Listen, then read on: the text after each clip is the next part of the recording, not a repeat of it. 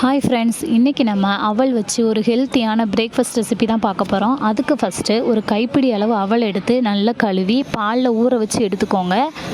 அதுக்கப்புறம் உங்கள் வீட்டில் என்னென்ன ட்ரை ஃப்ரூட்ஸ் இருக்குதோ எல்லாமே, பாதாம், முந்திரி, பிஸ்தா, கிறிஸ்மஸ் பழம், வால்நட், அத்திப்பழம் எதுவாக இருந்தாலும் எல்லா இதுலேயும் கொஞ்சம் கொஞ்சமாக எடுத்து வச்சுக்கோங்க. அதை நெய் சூடானதுக்கப்புறமா அதுக்குள்ளே போட்டு மொத்தமாக வதக்கி எடுத்துக்கோங்க. அதுக்கப்புறமா இது ஆறுனதுக்கப்புறமா ஒரு மிக்ஸி ஜாரில் ட்ரான்ஸ்ஃபர் பண்ணி அதை நல்லா அரைச்சி எடுத்துக்கோங்க. இது கூட நம்ம ஊற வச்சுருக்கிற அவலையும் சேர்த்து நல்லா ஃபைன் பேஸ்ட்டாக அரைச்சி எடுத்துக்கோங்க. அதுக்கப்புறமா நம்ம ஏற்கனவே வச்சுருக்கிற அதே நெய் கூட ஒரு கப் பால் சேர்த்துக்கோங்க.